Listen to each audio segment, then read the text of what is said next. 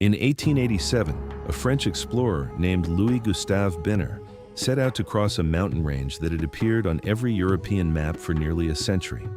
The mountains of Kong, 3,000 miles of peaks stretching across the interior of West Africa. He walked for months through terrain marked as impassable. Sheer cliffs, narrow passes, the kind of geography that had shaped colonial policy for 3 generations. He found nothing. Rolling grassland, open plains. The mountains of Kong had never existed. For 89 years, every major European power had drawn an imaginary mountain range on their maps, and nobody had bothered to check if it was real. But the mountains of Kong weren't a mistake. They were the rule. For centuries, governments have been erasing, inventing, and relocating mountains on purpose. One government spent 60 years lying about where its own mountains were located. Those lies are still showing up on Google Maps today. Another empire deliberately drew false mountain passes to send enemy armies into terrain where they would starve. And in one case, 60,000 years of geographic knowledge was erased from maps entirely, not by destroying it, but by refusing to admit it existed. These are the mountains that vanished, and the reasons why will change how you look at every map you've ever trusted. Let's start with the most systematic geographic deception in modern history. And it begins with a question that Soviet officials asked themselves in 1938. What happens if American bombers fly over our territory? They would navigate by map, matching landmarks below to coordinates on paper, rivers, cities, mountains. So what if the maps were wrong? What if the mountains on their maps were 25 miles from where the actual mountains stood? What if rivers flowed in different directions? What if entire cities appeared in the wrong locations? The bombers would get lost. They'd miss their targets. They'd run out of fuel, searching for landmarks that weren't where they expected. In 1938, the Soviet government issued a classified directive. Every civilian map would be deliberately falsified, and for the next 53 years, they moved mountains. But there was one problem they never anticipated, and we're still dealing with it today. The Pamir Mountains sit at the intersection of Tajikistan, Afghanistan, and China, some of the highest peaks outside the Himalayas. And on Soviet civilian maps, they appeared in locations where no mountains existed at all. The Tian Shan Range was worse. Soviet maps showed mountain passes that didn't exist and failed to show ones that did. Peaks were labeled with wrong elevations. Entire valleys were placed in the wrong location or omitted completely. The deception was so complete that Soviet citizens couldn't reliably find locations in their own country. But the real damage wouldn't show up for another 50 years.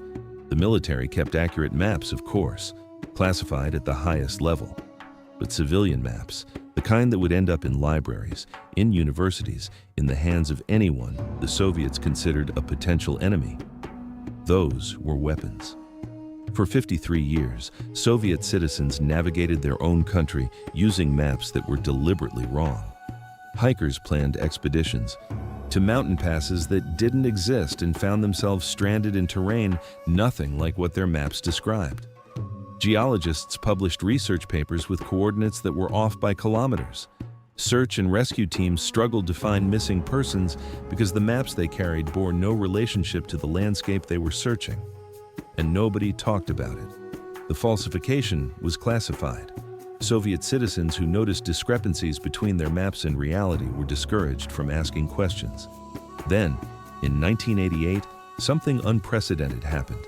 Viktor Yushchenko, the chief cartographer of the Soviet Union, went on state television and admitted what his department had been doing for 50 years. The mountains had been moved, the rivers had been shifted. Every civilian map in the Soviet Union was, by design, a lie. It was one of the first public admissions of systematic state deception during Glasnost, and it should have been the end of the story. You'd think the collapse of the Soviet Union would have ended this. It didn't. It made it worse. The false maps didn't disappear. They had been copied into geographic databases, digitized, archived, and when commercial mapping software started emerging in the 1990s, some of those databases became the foundation. In 2010, researchers discovered something that should have been impossible. Google Maps was displaying Soviet-era errors in remote regions of Central Asia. Mountains that had been deliberately shifted 60 years earlier were still appearing in the wrong location. The errors had traveled through time, from classified Soviet directives in 1938 to falsified civilian maps in the 1950s to digitized databases in the 1990s to the mapping software on your phone today. The satellites could see exactly where the mountains were. They'd always been able to. But for 70 years, the only people who knew the truth were Soviet military officials and anyone willing to walk there themselves. The Soviets moved mountains to confuse their enemies. But what happened in the Wakhan Corridor was different. Two empires weren't just lying about geography, they were using maps to try to kill each other. Between 1830 and 1907, the British and Russian empires fought a shadow war across Central Asia. Historians call it the Great Game. No formal battles, no declared war. Just spies, surveyors, and maps that could determine whether armies lived or died.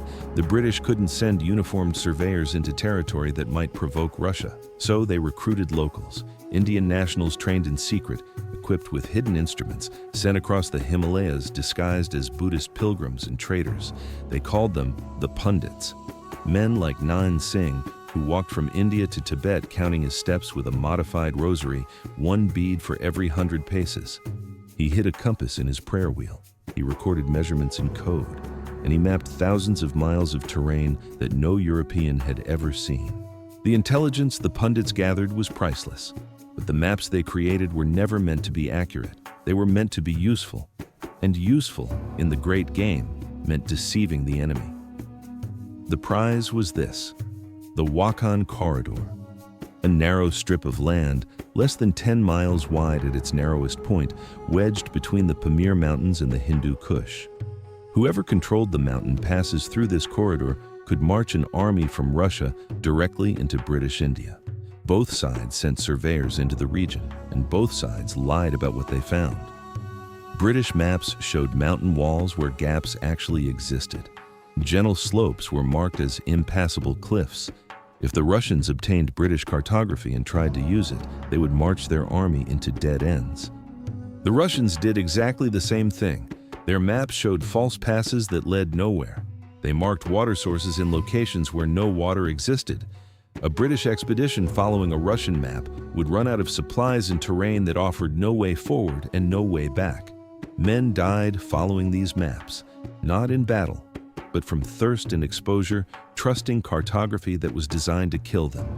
The irony is that neither side needed the deception. The terrain itself was deadly enough. Temperatures that dropped below freezing at night, passes that became impassable with snow for 6 months of the year, altitude sickness that killed even experienced mountaineers. But both empires were so focused on deceiving each other that they created a cartographic hall of mirrors.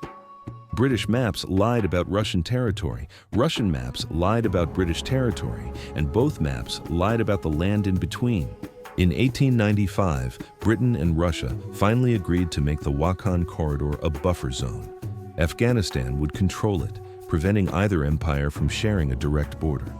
The false maps had served their purpose, but the real geography had been there all along, known to the people who actually lived there. For decades, no accurate map of the Wakhan Corridor existed in any European archive. The mountains hadn't moved.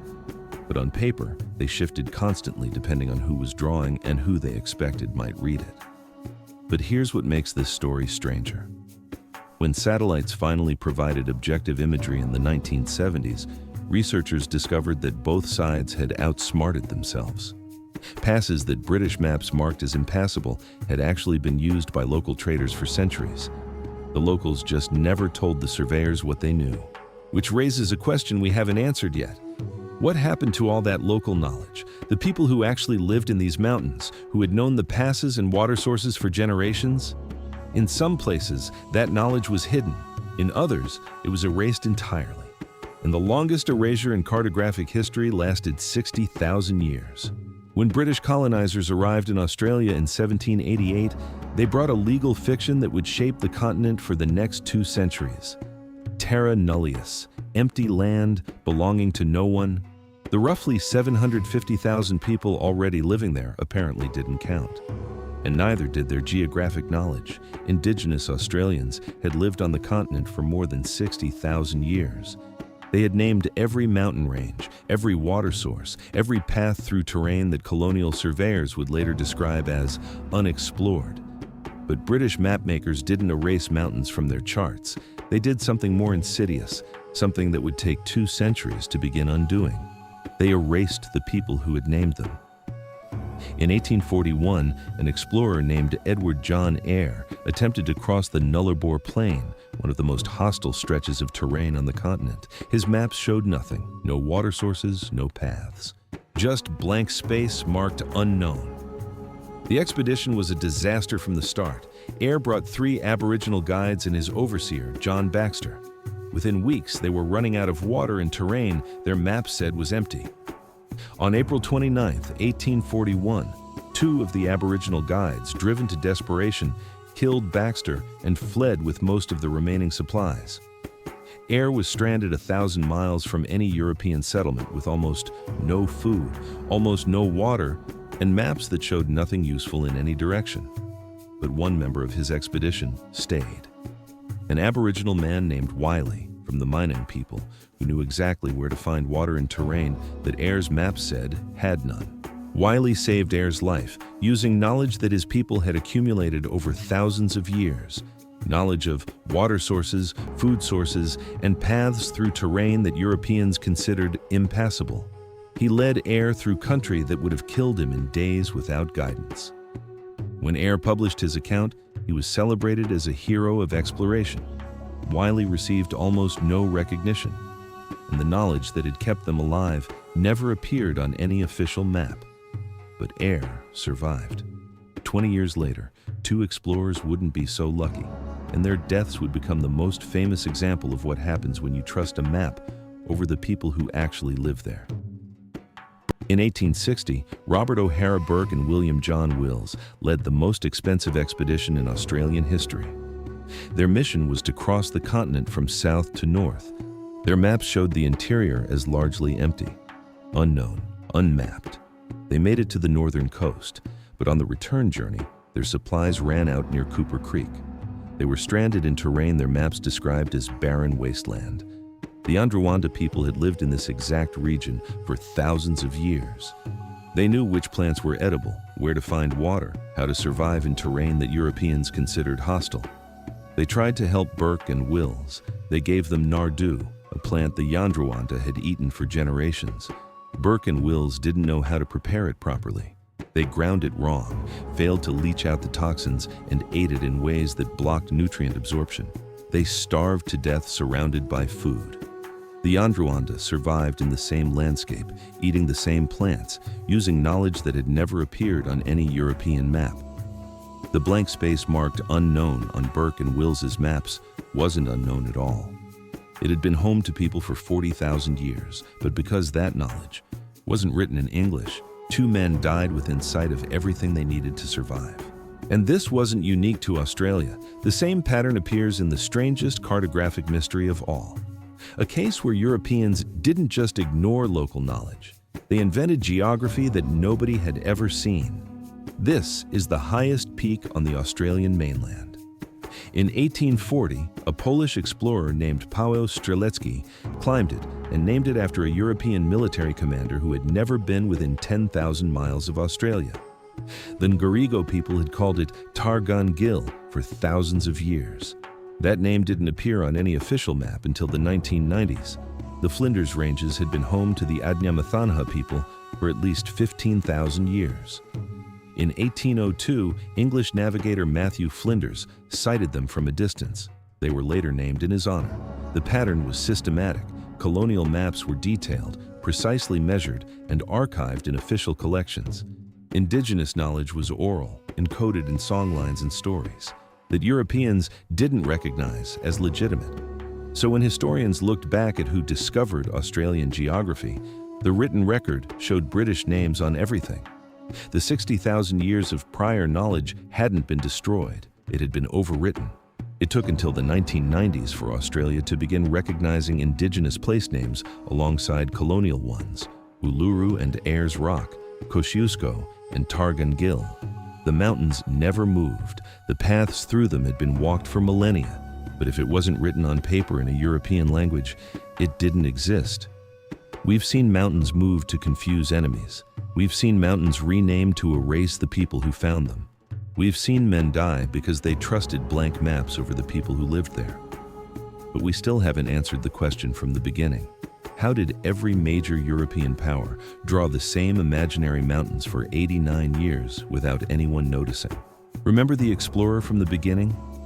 Louis Gustave Binner, walking through flat savanna, looking for a mountain range that appeared on every map he'd ever seen. He wasn't looking for the mountains of Kong because he doubted they existed. He was looking for a route through them. The story starts in 1798. A British cartographer named James Rennell published what was considered the definitive map of Africa. And across the interior of West Africa, stretching from modern Guinea all the way to Nigeria, he drew a massive mountain range. Rennell was the most respected geographer in England. He had been Surveyor General of Bengal. He was a Fellow of the Royal Society. When he drew a mountain range, people believed him. But Rennell had never been anywhere near West Africa. He compiled his map from second-hand accounts, travelers' tales, and his own theories about how African geography should work. European explorers had traced the Niger River westward but lost track of it. In the interior, the river seemed to disappear. Rennell's mountains explained why. The river must originate in these peaks, he reasoned. The mountains formed a barrier between the known coast and the unknown interior. It was elegant, it was logical, and it was completely wrong.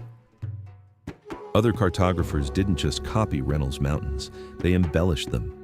French mapmakers added glaciers. German cartographers drew in river valleys flowing from the peaks. Each generation of maps became more detailed, more confident, more wrong. Within a decade, the mountains of Kong appeared on virtually every European map of Africa. British maps, French maps, German maps, Portuguese maps. For 89 years, nobody questioned it. Questioning it would have required someone to actually go there. And why would you, when every expert agreed the mountains existed? But here's what makes this more than a historical curiosity. This same pattern, experts agreeing on geography that nobody has verified, didn't end in 1887. It happened again in 2010. On Google Maps, then came Binger, a French naval officer who had spent years in West Africa and grown skeptical of the maps he was given. In 1887, he set out to cross the region marked on every map as the Mountains of Kong. He walked for months. Through terrain marked as sheer cliffs on his maps, he found rolling grassland. Where his charts showed narrow passes between towering peaks, he saw open savanna stretching to the horizon. Scattered hills, certainly, but nothing that remotely resembled a continental mountain range. Binger wasn't the first European to pass through this region. Traders and missionaries had crossed it for decades, but they had assumed the mountains must be somewhere nearby, just over the next ridge. Nobody had thought to question whether the mountains existed at all. The mountains of Kong had never existed. Not a single European had verified their existence in 89 years. Mapmaker after mapmaker had simply copied from the previous generation's work, adding their own flourishes and details to mountains that no one had ever seen. But the strangest part isn't that they invented a mountain range. It's what they did with it. The mountains of Kong weren't just a line on a map, they shaped European policy. Colonial administrators planned their territories around a mountain range that didn't exist. Trade routes were designed to avoid impassable terrain that was actually flat savanna. Military strategies accounted for natural barriers that would never stop anyone. For 89 years, European powers made real decisions based on fiction, and the cartographers who drew those maps were considered the finest scientific minds of their era. They weren't lying. They just never checked. You'd think this couldn't happen today. Satellites photograph every inch of Earth's surface. We can measure mountain elevations to within centimeters. The era of geographic deception should be over. In November 2010, a Nicaraguan military commander named Eden Pastora ordered his troops across what he believed was the Nicaraguan border into a disputed region near the San Juan River. He was following Google Maps. Pastora's forces occupied the area, removed a Costa Rican flag, and began dredging operations in the river. Costa Rica called it an invasion. Nicaragua said they were on their own territory. The problem was the map. Google Maps showed the border in the wrong location, nearly 2 miles off from the actual treaty line. Pastora had trusted the same mapping software that you probably used to find a coffee shop this morning. It took months of diplomatic negotiations to resolve. Costa Rica brought the dispute to the International Court of Justice, and Google quietly updated the border. But deliberate concealment hasn't stopped either. Open Google Maps right now and zoom in on certain locations. You'll find patches of blur, reduced resolution, imagery that looks suspiciously outdated compared to surrounding areas. Those aren't glitches, they're requests. And here's what makes this different from the mountains of Kong. This time, the deception is intentional. The satellites see everything. The question is what you're allowed to see. Governments around the world routinely ask commercial mapping companies to reduce image quality over sensitive sites, military bases, nuclear facilities, government buildings. In the United States, federal law restricts the resolution of commercial satellite imagery over certain locations. The Dimona nuclear facility in Israel, various military installations. And it's not just military sites. When Google Earth first launched, researchers noticed something strange in disputed border regions. The same mountain might appear in slightly different locations depending on which country's server you were accessing. India and Pakistan and China all have different official positions on where their borders lie. Kashmir, Aksai Chin, Arunachal Pradesh. Each government insists its version of the border is the only correct one. And Google, rather than pick a side, shows different users different maps. Access Google Maps from India and you see Indian borders. Access it from China and the borders shift. Access it from the United States and you see a third version with disputed regions marked. 3 versions of the same mountains, depending on where you're standing when you look. The maps change depending on who's looking. Here's what all of these stories have in common. The mountains never moved. The Pamir Mountains sat exactly where they'd been sitting for 50 million years while Soviet cartographers drew them in the wrong location. The passes through the Wakhan Corridor were exactly where local traders had always known them to be, regardless of what British and Russian maps said. Wiley knew where to find water in the Nullarbor because his people had mapped it for generations before any European arrived. Burke and Wills starved to death surrounded by food that the Yandrawanda had eaten for millennia. And the terrain of West Africa was always flat, whether or not Europeans drew mountain ranges across it. Every map in these stories claimed to show objective truth. Soviet maps said they were scientifically accurate. British maps said they were based on the latest surveys. Colonial maps said they were documenting newly discovered territory. All of them were lying, not always on purpose, but the result was the same. A mountain doesn't stop existing because someone erases it from a map. But for everyone who couldn't physically go there, for everyone who had to trust what they saw on paper, those mountains effectively disappeared for decades, sometimes centuries. We think of geography as fixed. Mountains are mountains, rivers are rivers. Maps simply record what's there, but that was never true. Maps have always been arguments about what matters, about who gets to claim discovery, about what you're allowed to see. The technology changed, the politics didn't. If you want to see what happens when climbers trust equipment that gets the details wrong, when $100 would have saved lives that 100,000 couldn't, that video is on screen now.